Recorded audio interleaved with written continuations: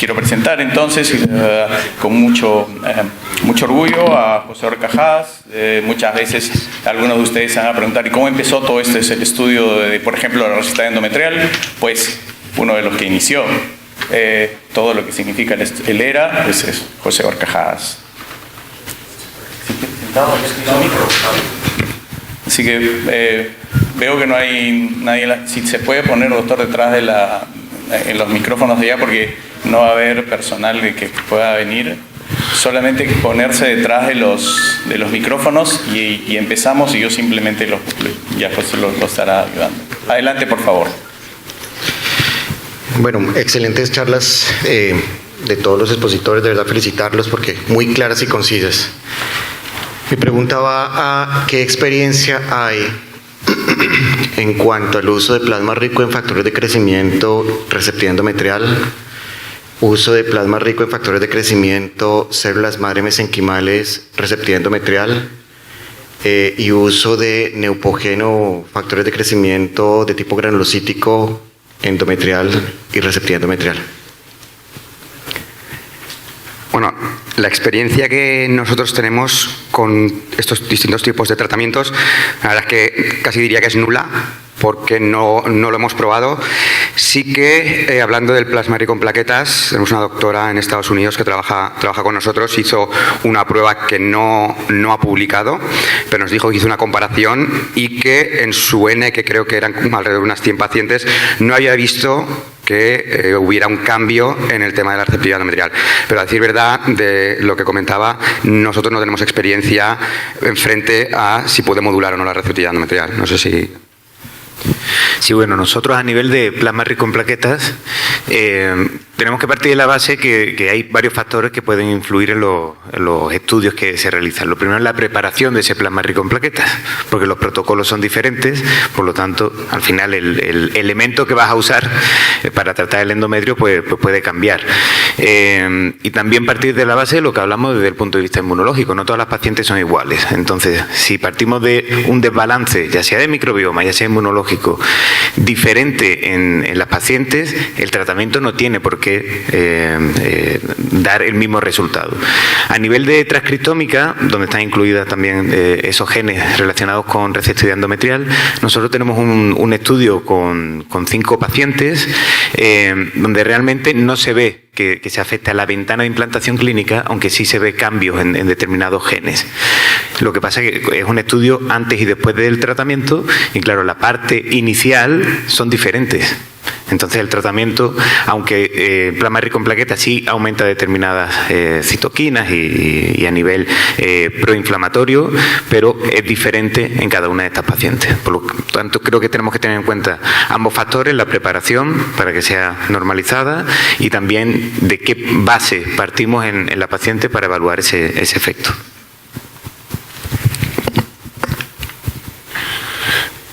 Adelante. Felicitaciones y gracias por las excelentes ponencias. ¿Existe una ventana inmunológica que coincida con el silenciamiento y la expresión de los genes? Y si esto se puede ver influenciado por factores como el estrés y la nutrigenómica. Gracias, Pamela, por la pregunta. Sí, por supuesto. O sea, al final el análisis de la receptividad también incluye genes relacionados a nivel inmunológico.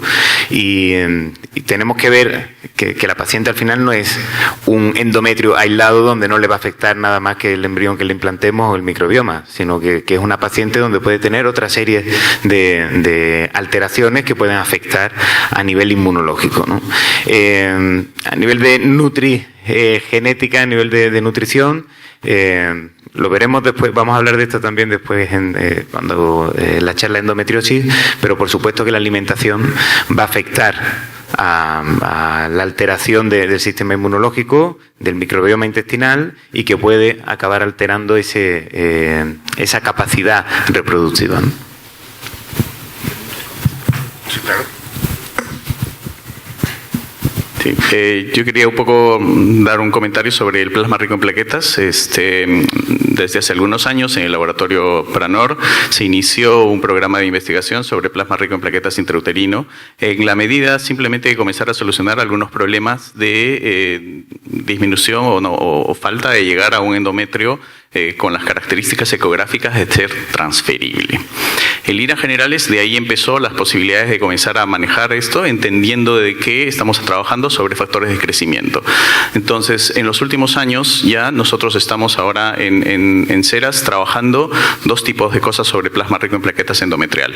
La primera, no solamente trabajando en la posibilidad de engrosar ese endometrio para tener mejores características ecográficas en nuestra visión, sino también en idear algunos elementos de respuesta inmunológica que nos permitan suponer o sospechar la falta de factores de crecimiento, y dentro de ellos está también la utilización de filgrastim, que es el que ha referido en la pregunta, que es el factor estimulante de crecimiento, ¿no? El factor estimulante de crecimiento de granulocíticos.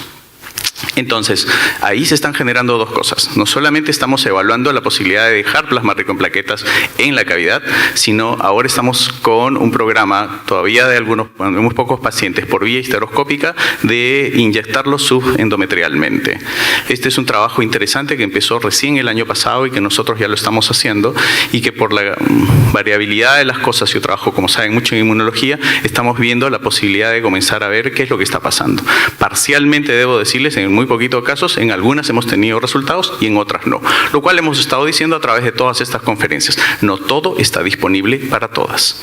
En líneas generales, en esta respuesta, yo creo que tenemos tres tipos de pacientes. La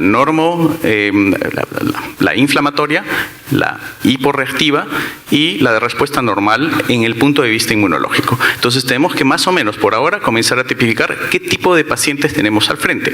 Una hiper, una normo o una hipo. Y dependiendo a quién tenemos, vamos a saber si vamos a sobreestimular en un lado o vamos a deprimir en el otro. Y para eso tenemos que ir sabiendo cuál es nuestro movimiento, probablemente de células NK, no solamente endometriales, sino también sistémicas. Doctor Mansur, por favor. Sí, fascinante este bloque, muchas gracias a los expositores. Quería preguntarte, Nasser, casi todas las publicaciones que hablan de ERA y los exámenes lo hacen en ciclos de terapia de sustitución, o sea, ciclos artificiales. ¿Tendrá el mismo resultado en ciclo natural, que hoy día es la tendencia que está empezando a tomar más vuelo? Estamos haciendo mucho más ciclo natural para transferir. Y lo otro, en relación al comentario de Juan García Velasco, al cual también adscribo, démosle probiótico a todas las pacientes que vamos a transferir. ¿Qué daño le hacemos? Y nos evitamos un test, un costo. También lo estoy haciendo yo, lo confieso aquí. Gracias. Gracias, Alejandro, por el comentario. Empezando por el tema del probiótico, ¿por qué no? Se lo damos a todas, algo barato, no necesito hacer test y voy a aumentar la cantidad de lactobacillus probablemente, que es lo que me interesa para que la paciente quede embarazada. Sin embargo, desde hace ya un tiempo estamos cambiando un poco el pensamiento. Y si bien al principio hablábamos de que una paciente era lactobacillus dominante o no lactobacillus dominante, cuando tenía más o menos de un 90% de su población de lactobacillus, lo que estamos viendo ahora es que lo que realmente importa o parece importar son los patógenos que pueda tener esa paciente. El lactobacillus lo que está haciendo es ayudarnos a colonizar ese endometrio, impidiendo que el patógeno lo colonice y dé lugar a un fallo de implantación o una pérdida gestacional. Con lo cual, yo puedo estar dando probióticos a todas las pacientes, sin embargo, si no estoy tratando el patógeno que tiene la paciente, la Gardnerella, el Atopobium, la Prevotera de la que estábamos hablando, no voy a poner solución, con lo cual sí que sería necesario el realizar un análisis, ver qué tipo de patógeno tenemos y entonces tratar. Hablaba Juancho de que si NGS, que si Real-Time qPCR. Nosotros comenzamos con la NGS en 2018 porque no se conocía. Pues teníamos que entender lo que era la población del endometrio. Ahora que ya la entendemos, nos hemos pasado a la Real-Time qPCR. No solo por lo que dice Juancho, que también quizás de que es más económica, sino porque llegamos a nivel de especie. Y llegando a nivel de especie en la mayoría de los patógenos que estamos mirando y las bacterias que estamos mirando, podemos hacer un tratamiento más selectivo del patógeno que queremos erradicar. Nosotros tenemos un equipo de microbiólogos que, cuando detectamos un patógeno, son los que dan la recomendación, porque finalmente es el médico el que decide darle un tratamiento a otro. Con respecto al ERA, hicimos pruebas al principio comparando ciclos sustituidos y ciclos naturales y vimos que no siempre correlaciona, con lo cual ¿se puede hacer el test de receptividad endometrial en ciclo natural? Sí, por supuesto, pero lo que se pide es que la biopsia se tome en lugar de progesterona, día de progesterona más 5, en día de pico de LH más 7. ¿Por qué siempre hemos recomendado el ciclo hormonal sustituido? Porque decía yo anteriormente que de lo que se trata es de replicar lo que yo he hecho en el ciclo de la biopsia, número de horas, dosis, vía de administración, en el ciclo del transfer. Y sabemos que es mucho más sencillo en un ciclo sustituido el replicarlo luego en el transfer que en un ciclo natural. Gracias, Nasser, porque creo que hay puntos muy interesantes en los que estamos en común. Yo me gustaría añadir a las dos preguntas, ¿no? En cuanto a esto último, es mucho más sencillo replicar en un ciclo sustituido, porque aquí tenemos que tener en cuenta la farmacogenética de la paciente. Esas mutaciones que va a tener, que va a establecer la cantidad de fármaco que necesita para llegar a determinado nivel, cómo limpia ese fármaco de su flujo sanguíneo. Entonces, a nivel de ese tipo de estudio es más fácil replicar en ciclo sustituido que en ciclo natural. Por otro lado, con respecto a los estudios de microbioma y probióticos para todos, tenemos que tener en cuenta que yo, como estudié medio ambiente, intento siempre hacer la réplica a gran escala. Cuando estudiamos el ecosistema, que es lo que estamos estudiando, no estamos estudiando si hay lactobacillus o no, estamos estudiando cómo está el ecosistema. Si pensamos a gran escala, un ecosistema donde tenemos las plantas, los herbívoros primarios que se van a alimentar de esas plantas, los carnívoros que se alimentan de eso y los carnívoros que se alimentan de los carnívoros. Tenemos que ver el conjunto de todo. Entonces, dar probióticos de manera empírica puede funcionar en muchas pacientes, pero hay otras que se le puede incluso dar un perjuicio. Entonces, tenemos que ver exactamente si hay o no patógenos que tenemos que tratar y, además, podemos incluso provocar... ¿Por qué está el lactobacillus predominante a nivel endometrial, a nivel vaginal? Porque es el que va a generar ácido láctico que va a permitir tener un pH más ácido. Un aumento en determinadas especies de lactobacillus donde genera más ácido láctico incluso nos puede hacer un perjuicio a nivel de que el pH sea más bajo del que debe ser y que sea protolítico. Por lo tanto, la recomendación siempre es personalizar, ya no solo con tratamientos farmacológicos, sino también con probióticos. Soy el único clínico de la mesa, pero en líneas generales, como clínicos, ¿qué es lo que nos interesa primero? Saber por qué esta paciente tiene una disbiosis, por qué tenemos un patógeno dentro, ¿qué es lo que decía David? Si tiene un patógeno dentro, tiene una disbiosis, es porque no está regulando adecuadamente su perfil inmunológico intracavitario. Estoy hablando de la cavidad endometrial. Y si no está manejando eso, es porque debemos centrarnos en que puede haber una patología de base que necesariamente también puede explicar su estatus reproductivo, pero que hay que investigarlo, hay que investigarla sistémicamente. Y por lo tanto, ahí podríamos comenzar a tratar el problema y luego pasar a una regulación microbiana. Tenemos tiempo para dos preguntas más. Una allí y otra allí. Empezamos por allí, por favor. Sí, un breve... Bueno, enhorabuena por las estupendas ponencias. Un breve comentario. Completamente de acuerdo con el panel en que el concepto de ventana de implantación pues es fascinante, pero permítame cordialmente discrepar en el punto en que se afirma que el ERA es pues controvertido. Yo creo que existe evidencia suficiente en la cual demuestra que lamentablemente el ERA no nos está ayudando. En estos breves minutos he hecho una búsqueda en PubMed y he encontrado fácilmente hasta 5 artículos, top leading journals, Human Reproduction, Fertility and Sterility, demostrando que no es eficaz. Y quiero puntualizar en uno, Mauro Cosolino, 2022, Fertility and Sterility, en la cual incluso demuestra que en aquellas pacientes que sometieron al ERA la tasa era menor en cuanto a gestación, entonces debemos tener cierta cautela. Eso por un lado. Y segundo lado, la pregunta, ¿cómo armonizamos un estudio clínico tan robusto como el de Paul Pirtea, que nos demuestra que simplemente por el hecho de transferir embriones euploides sistemáticamente 3 veces, sin realizar ningún test, ningún estudio adicional, siempre en presencia de un útero anatómicamente normal, la tasa de embarazo puede llegar a ser tan alta como el 95%. ¿No creen ustedes que tal vez es hora de cambiar el enfoque y ofrecer estas test, estas intervenciones, estas pruebas solamente a aquellas pacientes que hayamos fallado tras la transferencia de 3 embriones euploides o su equivalente en embriones transferidos según la edad de la paciente y demostrar si estas estrategias son eficaces? Gracias. Gracias. Con respecto a la primera pregunta, haciendo PubMed podemos encontrar tanto trabajos que están a favor como trabajos que están en contra de lo que sería el estudiar un test de fertilidad endometrial, el ELA en este caso. Como comentabas, ha comentado Juancho también el paper en JAMA de Nicola Doyle, en el cual no veían que había diferencias, pero bueno, yo simplemente he comentado el primer punto de lo que hablaba es study population, o sea, población de estudio.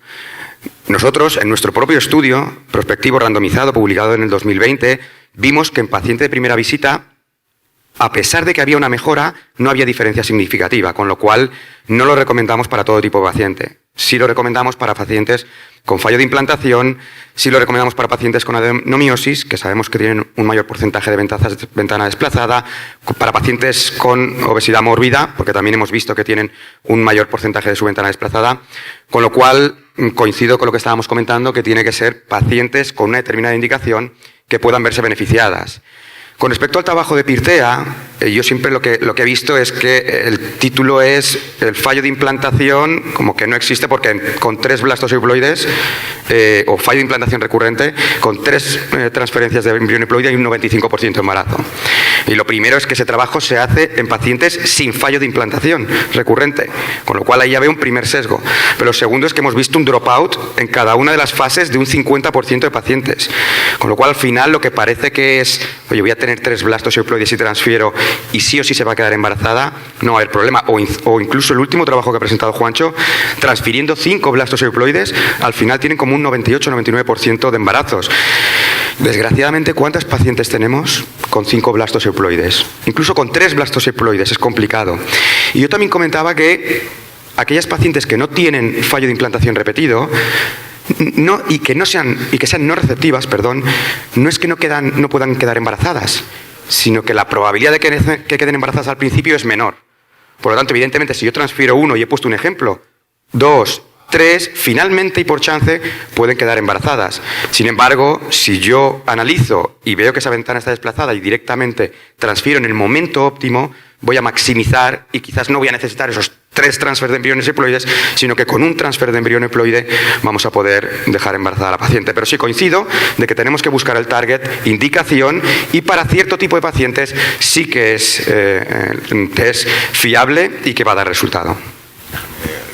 Ahí sí tengo que decir yo algo por haber estado involucrado desde el principio en el ERA, y lleva razón. Yo desde el 2011 que me fui de Genomics dije esto no es para todo el mundo. Sin embargo, tengo que deciros también que se ha cambiado la política, es decir, Carlos Simón sigue diciendo que es para todo el mundo. Las publicaciones dicen, efectivamente, cuando se usa para todo el mundo no sirve, obvio. Si nosotros damos heparina a todas las mujeres para evitar el aborto, tampoco va a haber diferencias significativas. Pero no estoy de acuerdo contigo en que no hay publicaciones, como dice Nasser, en donde sí, cuando seleccionamos la población y grupos independientes. Hay un grupo de Japón que utiliza el IERMAP y encuentra verdaderos aumentos en el embarazo. Y como eso hay más. Es cierto que las publicaciones que hace la propia empresa que vende el test, pues pueden tener sesgo o no, espero que no porque son científicos, pero desde luego las publicaciones que hace la gente externa con esos mismos test, el ERA, el MERMAP, todos los que hay, donde sí encuentran diferencias, eso existen y no podemos tampoco obviarlo, ¿vale? Pasamos a la última pregunta y cerramos porque estamos fuera de tiempo. Bueno, simplemente, repitiendo un poco el doctor Castillo, esa no era mi pregunta, pero sí, en el Human Reproduction salió los artículos que ya todos conocemos del ERA, muy enérgicos, y hasta nos hablaba que hemos quitado el chance de nuevas vidas. Y yo creo que es lo que tú dices, tal vez ha habido un mal sesgo, pero debemos que ya están haciendo el estudio prospectivo y con eso va a dar un nuevo chance. Pero como institución debemos de tomarlo con pinzas, debemos de tomarlo con precaución, el poder ofrecer el ERA. y explicarle a la paciente si es que quiere entrar en este estudio. Algo que me encantó fue lo que hablaste de que todos los biólogos pueden detectar embriones euploides, podemos transferir y no quedan embarazadas y se debe que ha podido hacer un bebito con una triploidía y que no ha sido detectado. Y hablaste de un estudio de 1.000 pacientes y que la causa de esta equivocación podía llegar a ser hasta el 10%. Y de esas 1.000 pacientes hablaste que el 2%, más o menos lo que ustedes habían encontrado, que cualquier biólogo de cualquier centro podría no darse cuenta, y a mí me da así en un 2%. Esa es la estadística que tienen ustedes. ¿Sabes de otras estadísticas de otros grupos? Y por último, para no romper, siempre preguntando varias, en el lema, en los estudios de probióticos me están llegando no muchos pacientes, pero sí un número de pacientes que me sale con 0 lactobacilos, ¿no? Entonces eso como que hay el que rompe un poquito el estatus, y al final nos ponen las recomendaciones. Tienes que dar el lactobacilo, pero lo que dice la casa distribuidora, la recomendación es vía oral, vía vaginal, cuántos días, porque ustedes deben de tomar como un patrón sobre la cantidad de días o cómo se debe de tratar a la paciente y no dejarlo a una casa de laboratorio. Yo creo que eso sería más o menos mis dudas.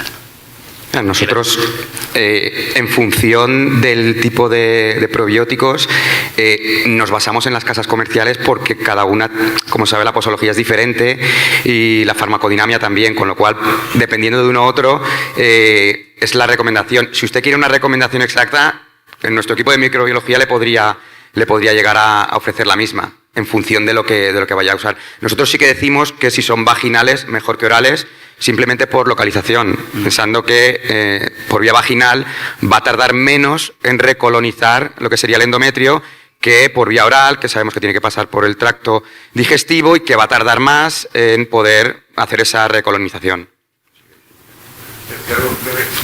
Breve. Sí, a nivel de los probióticos, hay que tener en cuenta, por supuesto, las recomendaciones de la casa comercial, pero también el grado de disbiosis. Si tiene una disbiosis del 100%, por lo que me está comentando, obviamente el tratamiento no va a ser de un mes. Va a necesitar mucho más tiempo para repoblar esa cantidad de lactobacillus, ¿no?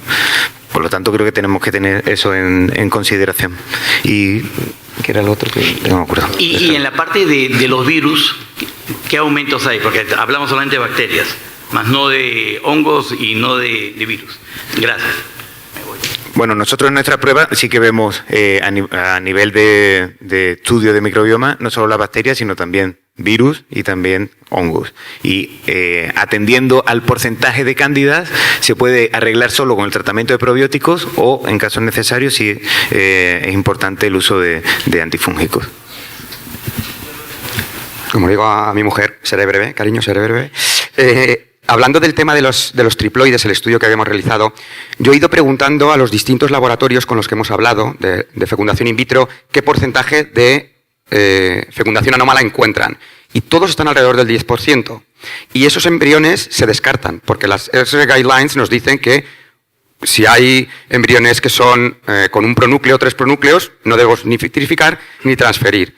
Y de todos los con 2 pronúcleos que hemos visto, como te decía, alrededor del 2% en realidad son triploides. En ese trabajo vimos 0 haploides, triploides, posiblemente porque se nos haya escapado el pronúcleo, etcétera. Con lo cual, podemos hacer un análisis que podríamos estar rescatando dichos embriones. Con esto. Para terminar, lo primero, dar las gracias a los ponentes, a Juancho, que está por ahí, y también por ajustaros al tiempo de la charla, a la participación que habéis tenido. Y bueno, estamos en el Coffee Break todos, con esas preguntas que se os quedaron por ahí, para los ponentes, pues hacerlas, por favor. Muchísimas gracias.